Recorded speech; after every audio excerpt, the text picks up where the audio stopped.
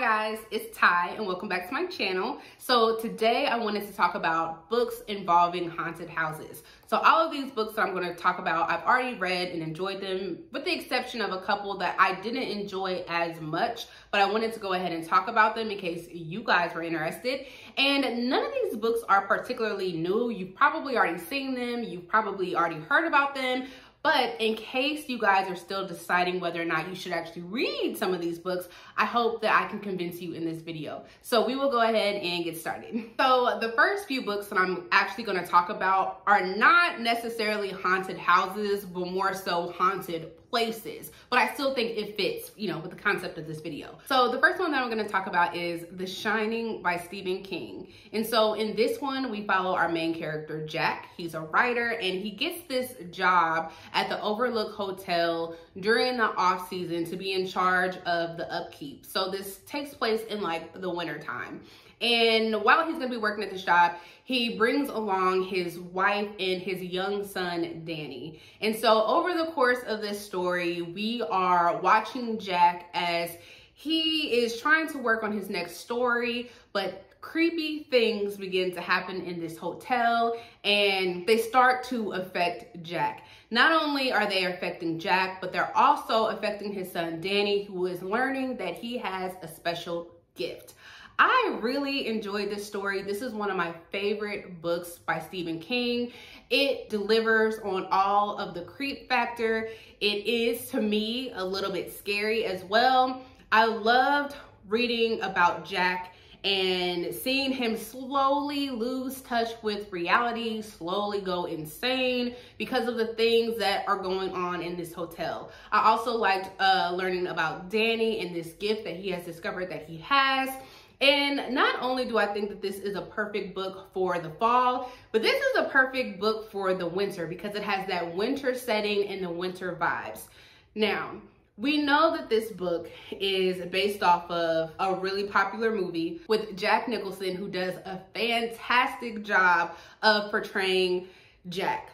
But I think that this book is so much better than the movie. There are a lot of things that have been changed for the movie. The ending of this is so different from the movie. So if you have been hesitant to pick this up because you're like, well, I already seen the movie, I think that you should pick this up because it is so different. Now, back when I first started my channel, I did do a book and movie review where I point out all the differences. It's an old video, but I am gonna recommend it to you guys in case you guys are curious to know what the differences are if you don't want to read the book, but I will have that video linked. But yeah, I would definitely consider this a haunted house, haunted hotel story that I think that you guys would enjoy. So next we have Reprieve by James Han Matson. And so this one revolves around a haunted escape room. So at the start of this story, we know that someone has died while trying to play the game for this escape room. And so over the course of the story, we're following like three main characters and we slowly learn how they are tied to this death that has taken place. We are also getting police interviews where different people are being interviewed. And then we also are following what happened the night that this death took place. So we're like jumping back and forth in time a little bit. So we're getting the actual events of that night and then how these three people are tied to this event. I really enjoyed this. I would highly recommend this story. I don't really see too many people talk about this, but not only is this like a horror story, but there's a lot of social commentary in here around like racism, sexism, homophobia. I loved following the characters. It's a very diverse story. I love the lead up to what happened that night. And I think if you are somebody that like enjoys escape rooms, you would really enjoy this because let me tell you, this is an escape room that I would not want to go to because in this escape room, the people that are a part of it, that are like a part of the game, they are allowed to touch you and I don't do the touching. So already I was like, this is not a place that I would want to go, but I would highly recommend this story. So I believe this is one of Grady Hendrix's more well-known works, but unfortunately this is one of the ones where I said it didn't quite work for me, but I wanted to talk about it anyways in case you guys are interested. So like I said, this one takes place at a furniture store. I believe it's called like Orsk. And overnight, like strange things were happening. So these employees would leave for the day, they would come back the next day, and like things would be written on the walls, things would be broken, and they don't know what is happening. So a group of employees volunteers to spend the night in this store to figure out what the heck is happening once the store closes. Like I said, it wasn't one of the ones that I really enjoyed, but I really enjoyed the format of the story because it kind of reads like a IKEA catalog. So it has like images like this for every chapter. There's like other pictures in here of like writings and stuff. I love the format of this book, and I would highly suggest that if you have not picked this up and you are thinking about it, I would suggest listening to this one on audio. The audio for this is fantastic. For the start of each chapter, there's like a guy who kind of like reads it as if he's reading something from like a catalog, and there's like, you know, music playing. And I would suggest not only listening to the audiobook, but following along in this while you're listening because of the images and stuff that are in this. But overall, I did like some of the characters in here, especially an older character, an older woman who was, you know, staying in here with these younger people. So I thought that was fun. And the whole time that I was listening to this book, I kept thinking about a specific movie called Grave Encounters. It is a horror story. In that movie, people are trapped in like an insane asylum, and like I said, it's horror, but it's also kind of funny, and I think that is what this is supposed to be too, horror and a little comedy as well. So even though I didn't mesh with it as much as I wanted it to, I would still highly recommend. So then last for the haunted places, we have Lock Every Door by Riley Sager. This is one of his like more well-known and popular works. So this one follows our main character, Jewel. She has gotten this once-in-a-lifetime position at this apartment complex as a apartment sitter. But it comes with a lot of rules and a lot of stipulations, but she decides that she's gonna go ahead and take it because she's been down on her luck and it's going to pay a lot of money. While she is there, some strange things begin to happen and another house sitter goes missing, and she is trying to figure out what the heck happened to them because I don't want it to happen to me. So this is not one of my favorite books by Riley Sager, but like I said, a lot of people seem to really enjoy this. I did like the creepiness about the apartment and the backstory that we get about the apartment and all the things that have happened over the years. And I like that in this one, you're kind of thinking, is someone doing something or is something doing something? So if you have not checked out anything by Riley Sager and are thinking about it, I would pick this one up. So the next few books that I'm going to be talking about actually have to do with like haunted houses and creepy things that go bump in the night. So I kind of have these ranked from like the least creepy in my opinion to the most creepy. So we will go ahead and get started with those. So first up we have Gallant by V.E. Schwab. It's a YA story and it's more of like a gothic horror haunted house story. And so we follow our main character, Olivia. She is deaf and she is staying at this all-girls school. But unfortunately for her, it's almost time for her to get kicked out of there because she's becoming too old. But luckily for her, this relative that she did not know that she had reaches out to her and tells her that she can come stay with them at Gallant. That's the name of the house. And so the thing about this place though is that her parents are dead and she had found a journal that her mother was writing in. And in that journal, it says, do not go to Gallant. But does she listen? No, because she goes there and she starts to find out some things about this place. She also finds yet another journal that her mother left that is saying, do not go beyond the wall of Gallant. And what does she do? She goes beyond the wall and creepy things start to happen in this house and in somewhere else. So I enjoyed this. This is not a story that I see a lot of people saying that they liked by V.E. Schwab. I think V.E. Schwab is a hit or miss for a lot of people. But for me, this really worked. I love learning the backstory about this house. I loved learning about these relatives that she did not know that she had. And most importantly, I love the format of this book. A lot of images. There's like a lot of short pages.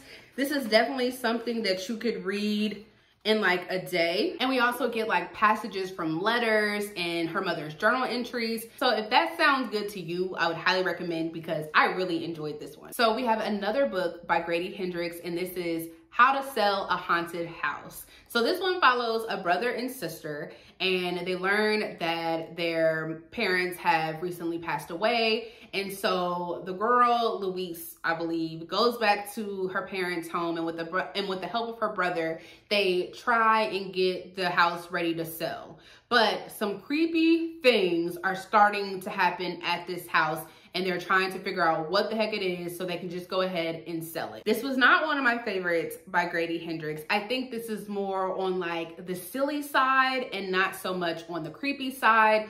But despite that, it does talk about like grief, and it talks about, you know, what happens when you have the death of a parent. How do you tell like children about death? So it talks about a lot, and a lot is going on. But if you are somebody that maybe is not into horror and you are trying to get into horror, this might be a good one. And then if you just like books that don't really take itself too seriously, this might be a good one for you as well. So next we have The Spite House by Johnny Compton. This one actually did come out this year, like earlier this year. And so in this one, we are following this father. His name is Eric. He has 2 daughters, and they are on the run. We don't know why, we don't know from who, we don't know what happened, but they are on the run, and he is in need of a job because he needs some money. So he comes across this ad, and he takes this job where he has to stay in this spite house and record the events of what is taking place. So we follow him and his daughters as they're doing all that.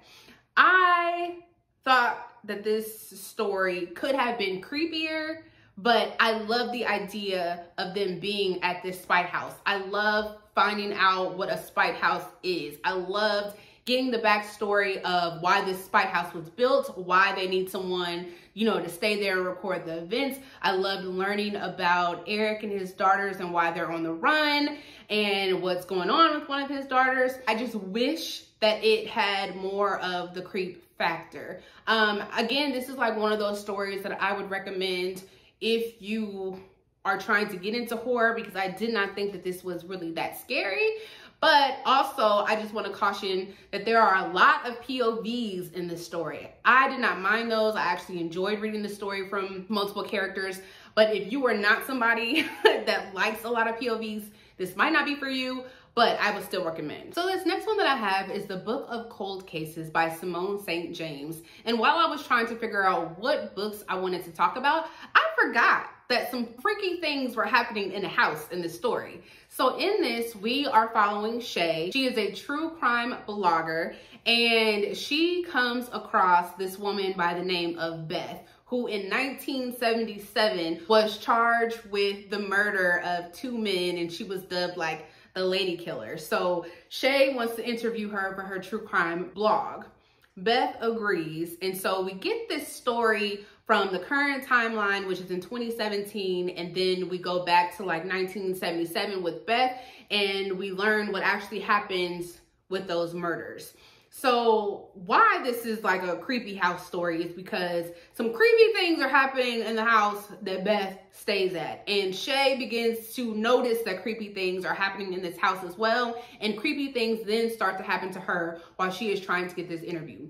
I enjoyed this. This was my first story by Simone St. James, and I think this was a great introduction into her writing. I loved the back and forth timeline. Not sure if that works for everybody, but it definitely worked for me. And I just loved all the creepy things that were not only happening at this house, but were actually starting to happen to Shay. I have not read any other books by Simone St. James, but if you guys are looking for something to start with from her, I would suggest this one. So next up we have Mexican Gothic by Sylvia Moreno Garcia. This was my first introduction into her works, and it was fantastic. So this one follows our main character, Noemi. Her cousin Catalina has just married this guy by the name of Virgil, and she has gone off to go live with him.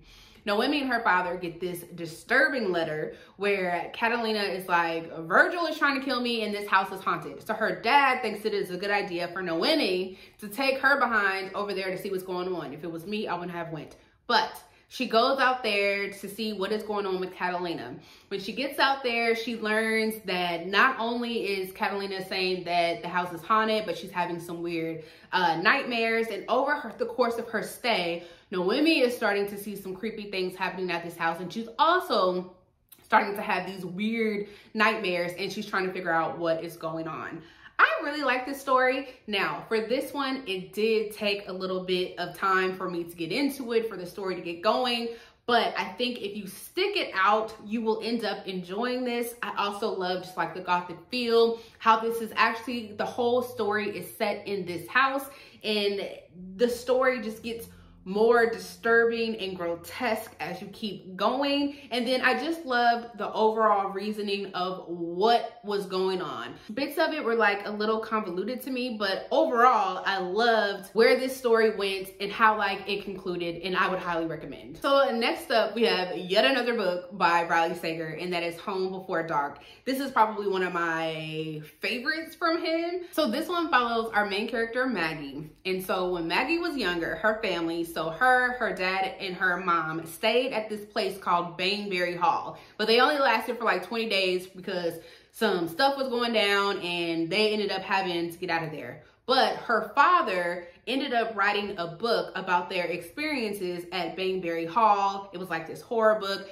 People loved it, people ate it up, and he became very popular. But the thing is, Maggie never believed anything that he wrote in that book because she couldn't necessarily remember what took place while they were there, but she just didn't believe anything that he wrote about. So when he died and he left the house to her, she went back to Baneberry Hall to get it ready to sell, and she was also there to try to disprove everything that her father wrote.